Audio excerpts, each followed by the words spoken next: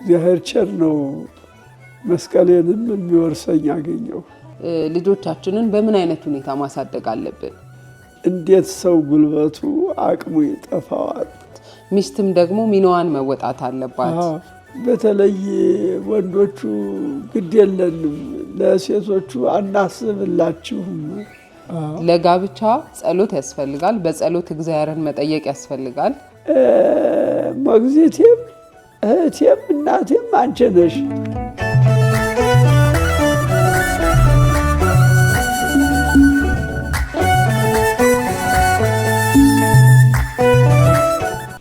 ሰላም ጤና ይስጥልን አድማጭ ተመልካቾቻችን፣ እንግዲህ በዛሬው ዝግጅታችን እንግዳ ይዘን ቀርበናል። እንግዳችን መላከ ምክር ቀሲስ ከፍያለው መራዊ ይባላሉ።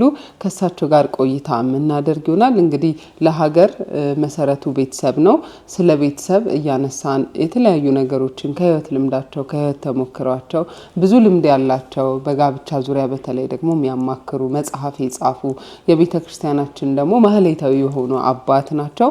ከሳቸው ጋር ቆይታ እናደርግ ይሆናል። አብራችሁን ቆዩ። መላከ ምክር እንግዲህ ለዚህ ቃለ መጠይቅ ፍቃደኛ ስለሆኑና እንደው አሁን ያለውን ትውልድ ቃለ እግዚአብሔሩንም ምክሩንም የህይወት ተሞክሮትንም ሊያካፍሉን ስለወደዱ ስለፈቀዱ እናመሰግናለን። እግዚአብሔር ያክብርልን። እንግዲህ እርስዎ ብዙ ልምድ ያለዎት ኖት። የቀደመ አባቶቻችን መልካም ከሚባሉ ብዙ ተሞክሮ ካላቸው ውስጥ እርስዎ አንዱ ኖትና ጋብቻ ሲባል እንግዲህ ትልቅ ነገር ነው። ጋብቻ ለሀገር መሰረት ነው። ቤተሰብ ሲመሰረት መልካም ጤናማ ቤተሰብ ሲመሰረት ጤናማ ማህበረሰብ ይፈጠራል። ጤናማ ማህበረሰብ ሲኖር ደግሞ ጤናማ ሀገር ይፈጠራል። ስለዚህ ያንን ለማድረግ ደግሞ መሰረቱ ቤተሰብ ስለሆነ የቤተሰብ መሰረት ደግሞ ጋብቻ ነው። እሱን እያነሳን ቆይታ የምናደርግ ይሆናል። እንግዲህ ወደ መጀመሪያው ጥያቄያችን ስንገባ እርስዎ እንግዲህ በጋብቻ 4 ልጆችን አፍርተዋል። የጋብቻ መጽሐፍም ጽፈዋል። በጋብቻዎት ደግሞ አርአያ የሚሆኑም ነዎትና እስቲ እንደው የህይወት ልምዶትን የህይወት ተሞክሮትን ቢያካፍሉን። እግዚአብሔር ይስጥልኝ። ጋብቻ እንደው በተራ ቋንቋ የሚነገር ቀላል ነገር አይደለም። ጋብቻ ሕገ እግዚአብሔር ነው። ሕገ እግዚአብሔር ደግሞ መከበር አለበት። አለበለዚያ ነገሮች ሁሉ ይበላሻሉ። ሕገ እግዚአብሔር መከበር አለበት። ወንድና ሴት አድርጎ ፈጠራቸው። አዳምና ሔዋን አላቸው የሚል የመጀመሪያው መጽሐፍ። እንግዲህ ጋብቻ ሕገ እግዚአብሔር ነው። በሕገ እግዚአብሔር ጸንቶ መኖር እሱ እስከፈቀደ ድረስ ደግሞ ትልቅ መታደል ነው።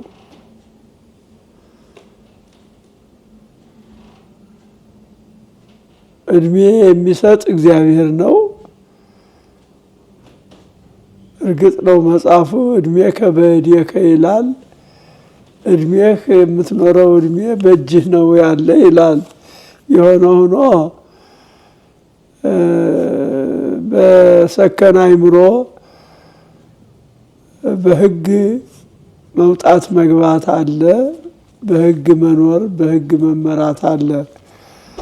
ስለዚህ ነው እድሜከ በእዴከ ግድ የለሾች ቶሎ ለመቀሰፍ ለመቀጨት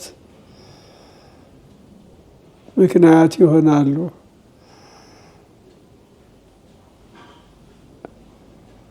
እንግዲህ ጋብቻ ትዳር ለመመስረት የምናደርገውን ጥንቃቄ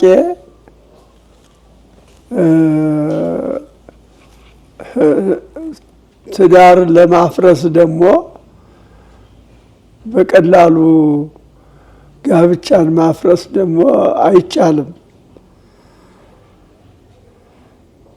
ለመመስረት የተደከመውን ያህል ይጠይቃል። በምን ምክንያት ነው የምፈታው? አጥጋቢ ነው ወይ ይሄ ምክንያት? ለፍች የሚያበቃ ምክንያት ነው ወይ ብሎ መጠየቅን ራስን ይጠይቃል። በሰባራ በሰንጣራው በሆነ ባልሆነው ጋብቻ ፈግጠው ፈግጨው አይባልም።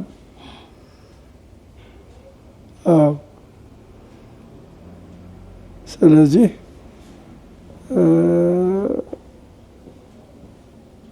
ማስተዋልን ይጠይቃል። በመጀመሪያ ጋብቻ ፈሪሃ እግዚአብሔር ያለው ሰው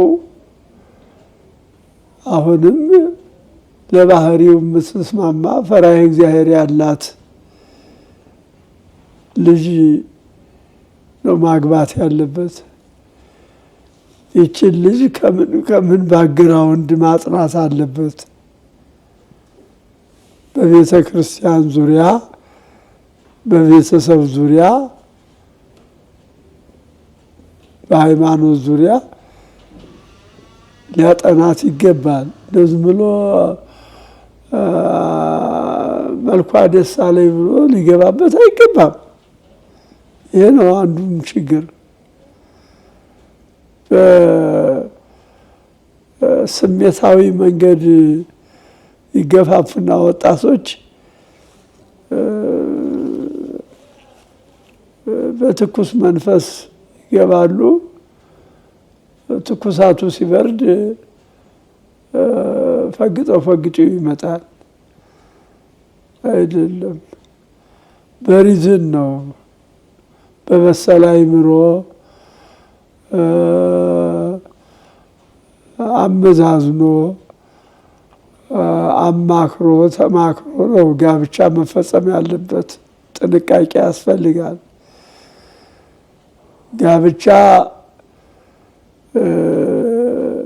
እናታችን ወላዲተ አምላክ የተገኘችበት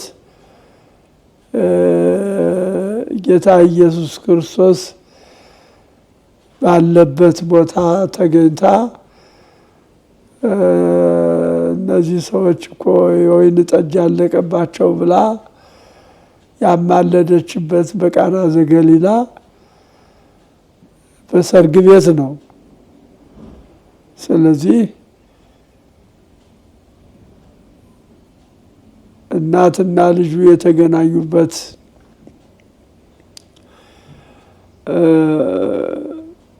ጋብቻ ነው ትልቁ ስርዓት እና ሊቃውንት አባቶቻችንም ለዚህ ነው ለጋብቻ ክብደት የሚሰጡት። በበሰለ አእምሮ ነው መመዘን ያለበት። እንደው ወደድኩት በሚል ስሜት እንስሳዊ ባህሪ አይደለም መመዘን ያለበት፣ በበሰለ አእምሮ ነው ብለው የሚያስተምሩት ለዚህ ነው።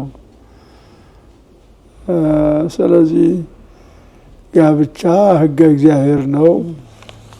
ፈቃደ እግዚአብሔር ሊጨመርበት ይገባል። በጉዳዩ ላይ የጸሎት መልስ ነው። ብዙ ሰዎች ልምዳቸውን ሲያካፍሉን እኔ እመቤቴን ጠይቂያት ነበረ፣ እንዲህ ያለች ልጅ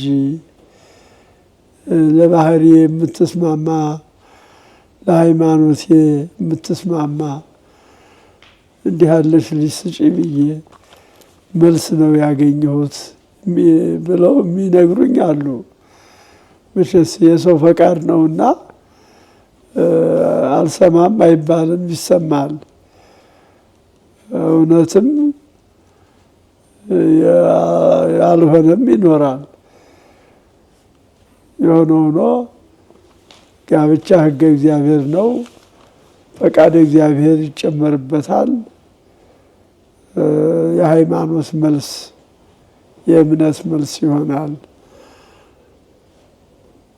እንደው ከልምዶት እስቲ እርስዎ እንግዲህ ለ43 ዓመት ያክል የዘለቀ ትዳር ነው ያሉት። አሁንም በትዳር ዓለም ውስጥ ነው ያሉት። መልካም ፍሬም አፍርተዋል እና ይሄ የሆነው እስቲ እንደው ምንድነው የሚያካፍሉን እርስዎ ከህይወት ልምዶት? እኔ ከህይወት ልምዴ እግዚአብሔርን የምትፈራ ፈሪሃ እግዚአብሔር ያላት በቤተሰብም በቤተ ክርስቲያን አካባቢ ስታድግ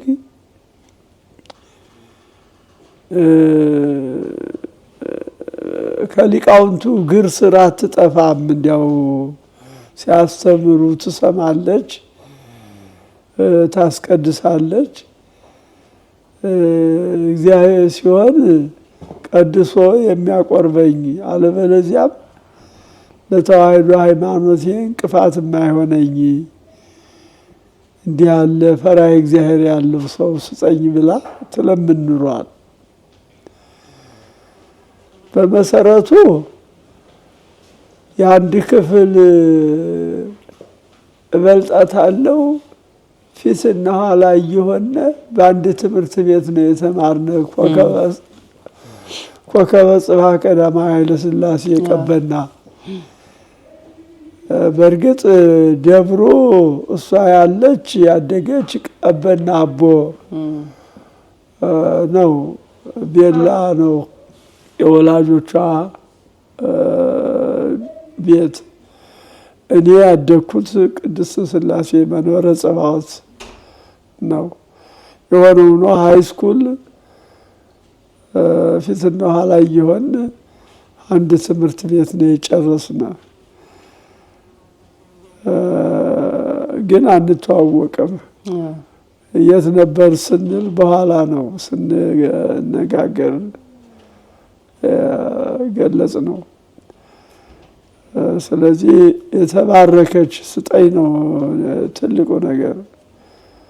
የተባረከችውን ስጠኝ፣ እኔም የጸሎት መልስ አጋዕዝተ ዓለም ሥላሴ ሰጡኝ። ለሷም ደግሞ አቦ የጸሎቷ መልስ ኑሯል። ፈሪሃ እግዚአብሔር ያለው ሰው ስጠኝ ብላ ትመኝ ኑሯል። እንግዲህ ከዚህ በላይ ከዲያቆን በላይ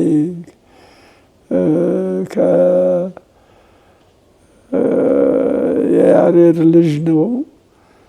በማህሌት ነው ያደኩኝ።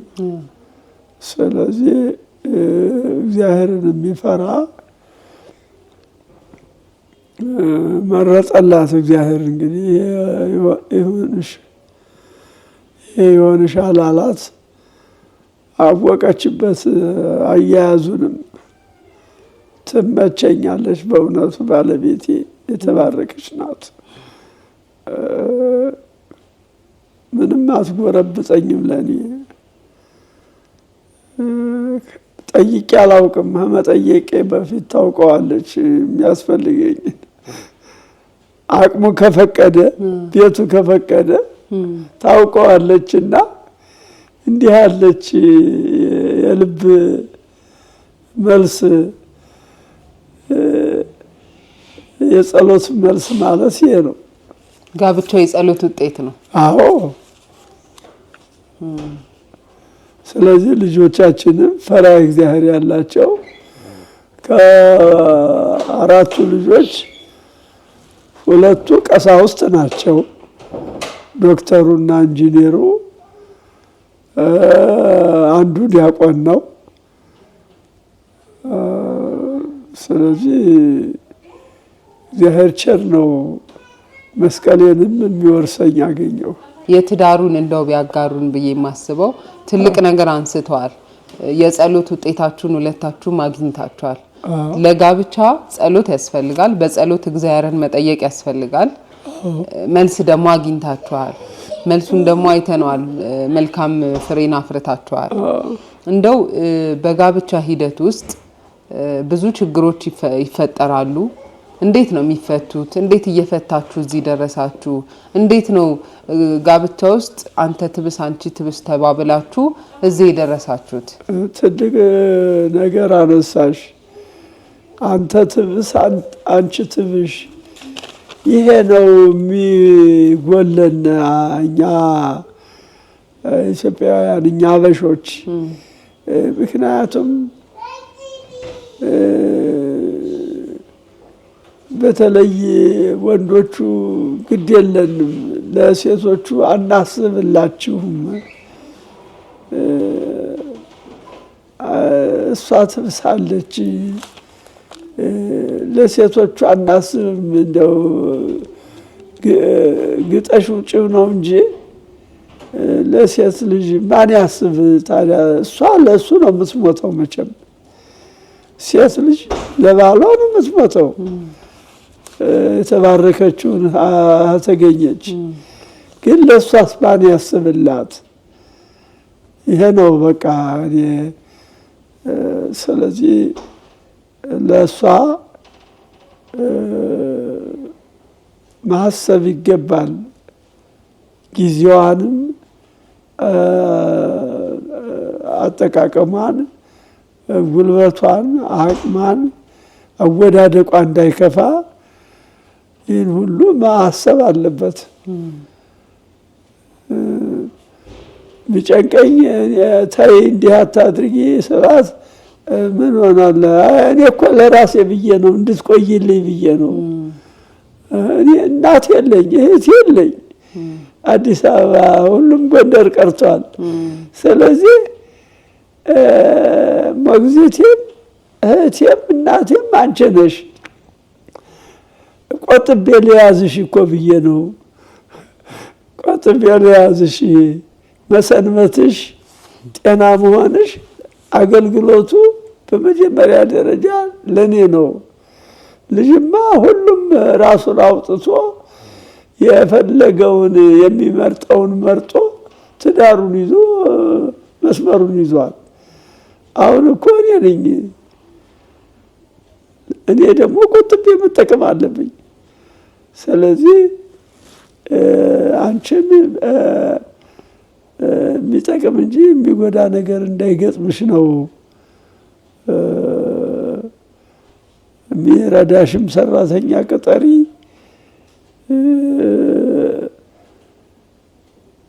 ጊዜ ስራ ቢሮ ጥሮታ ነኝ ብለሽ እንደው ዝም ብለሽ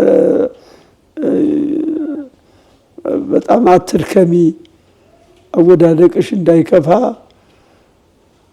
ስለዚህ ለኔ ነው ጤንነትሽ፣ መሰንበትሽ ለኔ ነው አገልግሎት ብዬ ማሰብ አለብኝ። እና ዛሬ ባልበሰለ አእምሮ እንደው በትኩሳት መንፈስ ወደድኩሽ ወደድኩ ብለው ይጋቡና ወዲያው ደግሞ ቀላል ምክንያት ለመፋታት ይፈጥናሉ። የዛሬ ልጆች አደጋ ነው። የዘመኑም ቴክኖሎጂ አእምሮውን ያባከነው ትውልድ። ስለዚህ መተሳሰብ ያስፈልጋል፣ ያስፈልጋል። ማን ያስብልሽ ላንቺ? አንቺን የልጆቹን እናት በሚገባ ካልያዝሽ አንቺ ሁልጊዜ እሱ እንዲጠቀም ነው ፍላጎትሽ። ላንቺስ?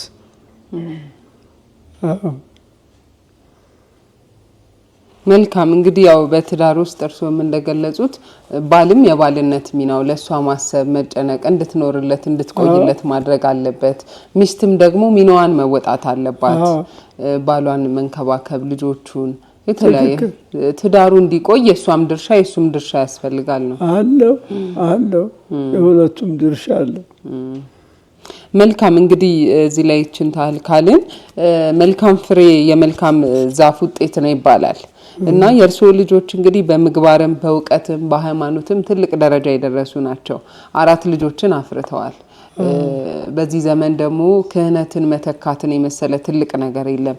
ስለዚህ በሃይማኖታቸውም በእውቀትም በመግባርም መልካም የሆኑ ልጆች አሏችሁና ይህ ከምን የመጣ ነው? እንግዲህ የጋራ ኃላፊነት ነው ትዳር፣ ልጆችም የጋራ ኃላፊነት ናቸውና እንደው ይህ እንዴት ቢያሳድጓቸው ነው ልጆቻችሁን? እኔ እንግዲህ እኔ የሊቃውንት ዘር ነኝ። እንደው ተራ ሰዎች አይደሉም ወላጆች። ቅድመ አያቴ አለቃ እንግዳ የዝማሬ መዋሥዕት መምህር ናቸው። የአባቴ አባት መርጌታ በየነ የድጓ መምህር ናቸው። አባቴ አለቃ መራሂ የቅኔ መምህር ናቸው። እኔ አቋርጨው አቋቋም ቤት እንዳለሁኝ አቋርጨው አዲስ አበባ መጣሁ። ፈቃድ እግዚአብሔር ነው መጣሁ። በዚህም አልከፋኝም። እግዚአብሔር የምትፈራ ሰጠኝ። ልጆች ወለድኩ። እነዚያን ልጆች ግን በእኔ ያጣሁትም ነገር ካለ በልጆቼ ላገኘው እፈልጋለሁ። አዲስ አበባ ተወልዶ የድጓ መምህር የቅኔ መምህር መሆን ቢከብድም ቢያንስ እንኳ እንዲያው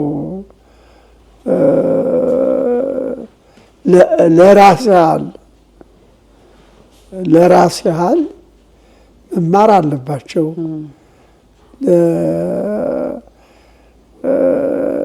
ለተራ ሰሞነኛ ያህል ተራ ቄስ፣ ተራ ዲያቆን መሆን ይቻላል። ስለዚህ 10 ክረምት መታሰቢያ ቤት ባታ ተማሩ። መራይማ ቅኔው አልቀረ ጊዮርጊስ፣ አራዳ ጊዮርጊስ ሕክምና እየተማረ ጥቁር አንበሳ እንደገና የቅኔ መምህር አለ ዘራ ዳዊት አራዳ ጊዮርጊስ ተማረ። የቅዳሴ መምህር አለ ባታ ከአንድም መዝገብ ቅዳሴ 2 ጊዜ ዘለቀ። እሱ ጥሩ ካህን ነው። ሙሉ በኩል ይሄ ነው። እዚህ ሀና ሰዓታቱ ይቆማል። እንደገና ደግሞ ባለው ጊዜ ደግሞ አሁን ማህሌተ ጽጌ እሑድ ማህሌተ ጽጌ ይቆማል። የትኛው ዶክተር ነው ሐኪም ነው ስፔሻሊስት ያንን የሚሰራውን ስራ ሰርቶ በዚያው መመጻደቅ ነው እንጂ መጥቶ በቤተ ክርስቲያን ማህሌት ሰዓታት የሚቆም ማህሌት የሚቆም። ስለዚህ መታደል ነው መቼም። እግዚአብሔር አንድ ጊዜ መስመሩን አሳየኋቸው። ሁሉም በየመስመራቸው ለመገኘት ሞከሩ። ያው የወላጅ ሚና ከፍተኛ ነው። በጣም መስመር ከመሰረቱን ካላሳሽው መስመሩን ከየት ይመጣል? ስታስዩ ነው እኮ እየጣፈጠው ወንጌል ዮሐንስ አንሞ ዳዊቱን ደግሞ በዚያ መስመር የሚሄደው። ስለዚህ እርስዎ መንገዱን አሳዩአቸው፣ መስመሩን አሳዩአቸው፣ እነሱ እየጣፈጣቸው በዛው ቀጠሉ። አሁን የነሱ ትንሽ ለየት የሚያደርገው ምንድነው? ምግባሩን ይዘዋል፣ ሃይማኖቱን ይዘዋል፣ ዓለማዊ ትምህርቱን ይዘዋል። ስለዚህ ጥሩ ነው። እንግዲህ ምንድነው እስቲ ለሌሎች ወላጆች የሚያስተላልፉት መልእክት? ልጆቻቸውን እንደዚህ እንዲሆኑ በዓለማዊ ዕውቀትም እንዲይዙ ሃይማኖታቸውን ምግባርም እንዲኖረን ልጆቻችንን በምን አይነት ሁኔታ ማሳደግ አለብን? መጀመሪያ ከጥንስሱ አንደበታቸውን መፍታት ያለባቸው በቤተ ክርስቲያን ፊደል ነው። አዎ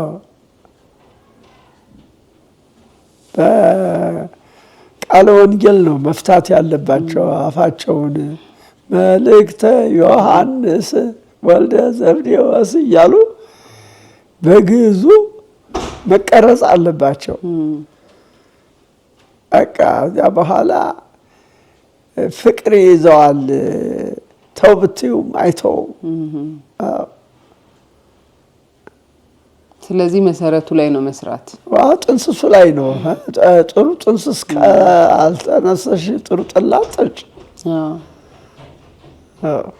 መልካም እንግዲህ የእርስዎ ልጆች መልካም ናቸው እንዳሉት እርስዎ መስመር አስይዘዋቸዋል። ወይዘሮ አልማዝም ባለቤቶትም መልካም ሚስት ናቸውና እንደው እስቲ እርስዎ የድሮውና የአሁኑን ትዳር እስቲ ያነጻጽሩልን። እንግዲህ እርስዎ በቀደመ ጋብቻ የመሰረቱ አባት ነዎትና አሁን ያለውን ጋብቻ ደግሞ ይሰማሉ።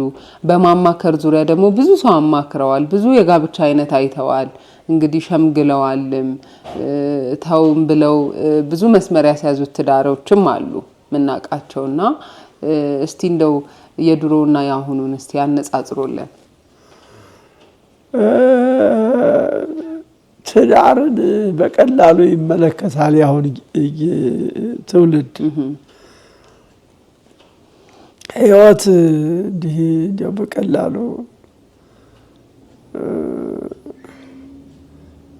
አይታይም።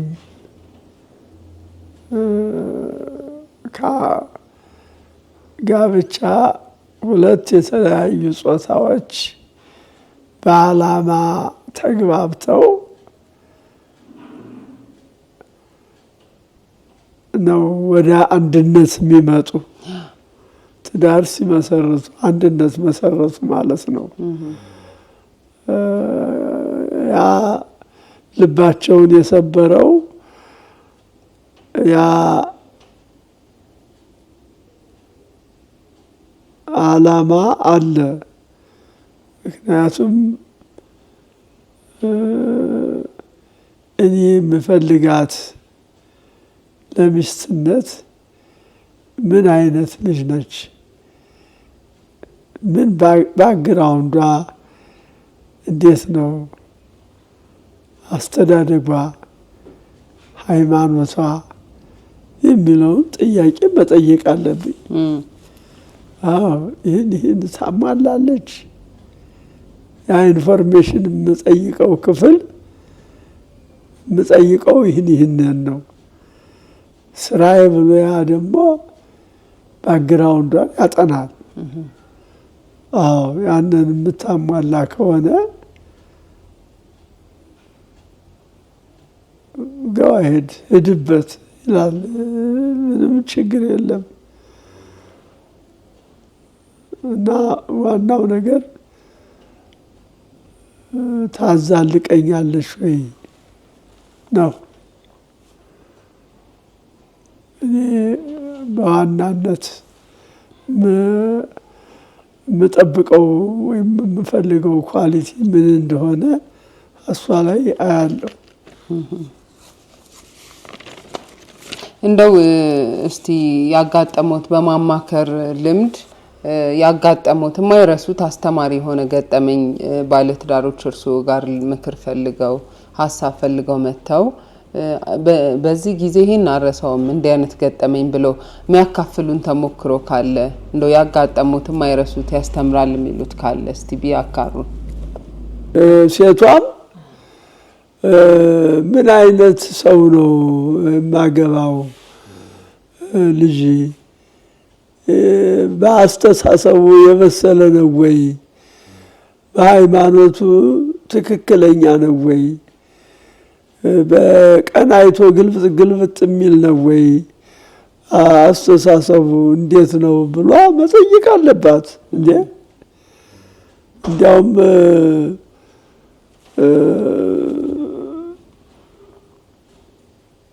እሷም ሆነ እሱ ሊገለበጡ ይችላሉ። እኔ ቅድስት ሥላሴ ካቴድራል በተክሊል የዳርኳቸው ልጆች ከተጋቡ 2 ልጆች ከወለዱ ሀብት ካፈሩ በኋላ እሷ ጴንጤነቷን ገለጸችው። ጴንጤ ኑራለች። ግን በመስሪያ ቤታቸው ፊልድ ሄደው እዚያ በአመለካከት ስለተዋወቁ ይሄንን ልጅ ላጣው አይገባኝም ብላ ለማጥመር ነው ኦርቶዶክስ ልቧን የሰጠችው እንጂ ይሆነኛል ይሄ ብላ ሰጠችው እንጂ ኦርቶዶክስ ለመሆን ፈልጋ አይደለም። ያሳዝናል። ስለዚህ አሁን ከበፊቱ ትዳር የአሁኖቹ ባለትዳሮች ወጣቶች የሚጋቡ ቅድመ ጋብቻ ላይ በጥንቃቄ መርጠው ምን ማድረግ አለባቸው ይላሉ እርስዎ? መተዋወቅ እንደ በደንብ መተዋወቅ አለባቸው። ወደድኩሽ በሚል ተልካሻ ምክንያት አይደለም። በደንብ መተዋወቅ በዓላማ የተገናኙ ልጆች መሆን አለባቸው። እንደ ሀገር ፍቺ በጣም ጨምሯል። ስታቲስቲኩ የሚያሳየው በየአመቱ በኢትዮጵያም እንደዚህ ነው። በኢትዮጵያ ፍቺ በጣም እየጨመረ ነው ቁጥሩ ከጊዜ ወደ ጊዜ። አሁን የዚህ የወሳኝ ኩነት መረጃ እንደሚያሳየው ከሆነ በየአመቱ በከፍተኛ ቁጥር እየጨመረ ነው። እንደው ምንድነው ይሄንን ፍቺን ለመቀነስ ምን ማድረግ አለብን? እንደ ቤተክርስቲያን ልጅነት፣ እንደ ቤተክርስቲያን አባቶች፣ እንደገና ምእመናኑም ወላጆችም ሁሉም ድርሻ አለውና እንደው ወደ ፍቺ እንዳይሄድ ትውልዱ ሁሉም ለሕገ እግዚአብሔር ይንበርከክ። ሁሉም ለሕገ እግዚአብሔር ይንበርከክ። ለዚህ እኮ ነው ልጆችን በስነ ምግባር ኤቲክስ ማስተማር፣ በስነ ምግባር አንጾ ማሳደግ፣ ለሕገ መንግስትም ለሕገ እግዚአብሔርም ታዛዥ እንዲሆኑ የሞራል ህዝብ እንዲሆን እኮ ነው። ሞራል ያለው ትውልድ እንዲሆን ነው እኮ ለሕገ እግዚአብሔር ተገዥ እንዲሆን የሚያስፈልገው። እንደው አንድ የሥርዓተ ጋብቻ መጽሐፎት ላይ አንድ ወዳጄ ከ20 ዓመት በፊት ነው መጽሐፉን ያነበበው የእርሶን መጽሐፍ። ምን ይላል እሱ ሲያወራ? እንደውም እኔ ሌላ ዓላማ ይዤ ነበረ፣ እንደዚህ እያልኩኝ መስፈርት አወጣ ነበረ እና የእሳቸውን መጽሐፍ አንብቤ መስፈርቴን ተውኩኝና ወደ መንፈሳዊ ዓላማው የትዳር ዓላማን አወቅኩኝ አገኘሁት ብሎ ያጋራኝ አንድ ግጥም አለ። ከእርሶ መጽሐፍ ላይ ነው፣ እስካሁን አልረሳሁትም ብሎ ወደ እርሶ ልመጣ ስል ያጋራኝ ከመጽሐፉት ላይ ያገኘሁት ያለች ግጥም ናት። አፍ የሚጎርሰውን እጅ ይመጥነዋል፣ እንዴት ሰው በጉልበቱ ኃይሉ ይጠፋዋል ይላል። እንዴት ሰው ጉልበቱ አቅሙ ይጠፋዋል ይላልና እንደው ይችን መጽሐፋት ከምንድን ነው? እጅ መጥነዋል፣ እንዴት ሰው ጉልበቱ አቅሙ ይጠፋዋል። ይችን ከምን አንጻር ነው የጻፏት? እንግዲህ አቅምን አውቆ መኖር ትልቅ ነገር ነው። አይሽ እንደው ሰው አቅምን አውቆ መኖር ይገባል። በአቅም መኖር ትልቅ ሰው ይበሉ ብሎ መኖር አይገባም። እና ስለዚህ በሁሉም ነገር አቅምን አውቆ አቅምን ለክቶ መኖር ይገባል ለማለት ነው። እንግዲህ መልካም። እንደውም መጨረሻ መልእክት ካስተላለፉልን ለሁሉም ነገር መሰረት ቤተሰብ ነው ብለናል። ቤተሰብ ጤናማ ከሆነ ማህበረሰብ ጤናማ ይሆናል። ማህበረሰብ ጤናማ ሲሆን ሀገር ጤናማ ትሆናለችና ከዚህ አንፃር ጤናማ ቤተሰብ ለመመስረት እያንዳንዳችን ምን ይጠበቃል? እንግዲህ ቤተክርስቲያን ስርዓቷ ሙሉ ነው። እኛ ከተጠቀምንበት ህግ አላት፣ እኛ ካከበር ነው እና እንደ ቤተክርስቲያንም እንደ ወጣትም እንደ አባቶችም ከሁሉም ድርሻ አለንና እንደው የድርሻችንን ለመወጣት ሁላችንም ምን ማድረግ አለብን ይላሉ? እንደው እርሶ እንግዲህ ሁላችንም ድርሻ አለን። ቄሱም ጳጳሱም ምእመኑም ሁላችንም በየስጦታችን በየችሎታችን ጋንን ጠጠር ይደግፈዋል። ቤተ ክርስቲያንን ለአደጋ እንዳትጋለጥ ቤተ ክርስቲያን ሀብቷ ንብረቷ ምእመኑ ነው። ምእመኑ ለአደጋ እንዳይጋለጥ ምእመኑን እንዴት ከታች ከጥንስሱ ጀምሮ ከሕፃንነቱ ጀምሮ ልጆችን እንዴት ማሳደግ እንደሚገባ መንከባከብ ይኖርብናል እና እንደ ግዕዝ እየተማሩ ሃይማኖት ስነ ምግባር እየተማሩ የኦርቶዶክስ ልጆች ካላደጉ ምን ሊሆኑ ነው? ስለዚህ በተቻለ መጠን የኦርቶዶክስን ባህል አባቶቻችን ተጠቀሙበትም ተጎዱበትም ብዙ ተፈተኑበት፣ እኛ ደርሰውታል። ከእንግዲህ ወዲህ አይጠየቁም። እኛ ግን እዚህ የደረሰ በኋላ ለትውልድ ሳናሻግረው እጃችን ላይ ቢወድቅ የታሪክ ተወቃሽ እንሆናለንና ይህንን ማሰብ መቻል አለብን። ኮሚኒኬሽን እያደገ መጥቷል። በአሁኑ ዘመን ሁሉ ሬዲዮ ጣቢያ፣ ሁሉ ቲክቶክ፣ ሁሉ ቪዲዮ፣ ሁሉ ስለዚህ ሚዲያ ኦፖርቹኒቲ ድሮ የለም። የቤተ ክህነት የመንግስት አንድ ነው የሚኖር። ግን ይሄ ሁሉ ድል እያለ በድሉ መጠቀም መቻል አለብን እንጂ መጎዳት የለብንም። ቤተ ክርስቲያናችን ያላትን ሀብት ያላትን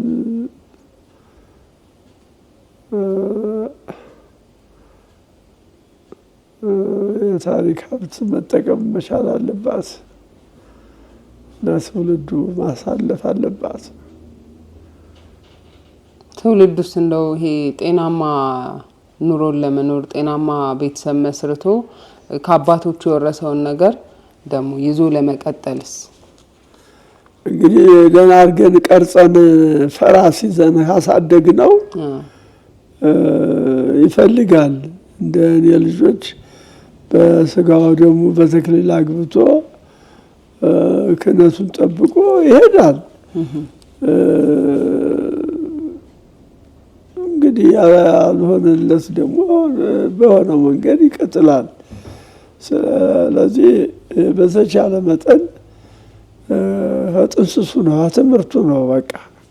እንግዲህ አድማጭ ተመልካቾቻችን ከመላከ ምክር ቀሲስ ከፍ ያለው መራዊ ጋር የነበረን ቆይታ እስካሁኑን ይመስል ነበር። እንግዲህ ከህይወት ልምዳቸው ካጋሩን ብዙ እንዳገኛችሁ ተስፋ እናደርጋለን።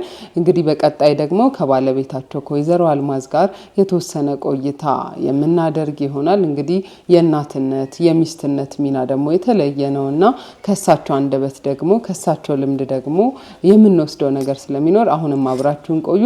ከሳቸው ጋር የነበረን ቆይታ ግን እዚህ ጋር ያበቃል። ተከታተሉን ክፍል 2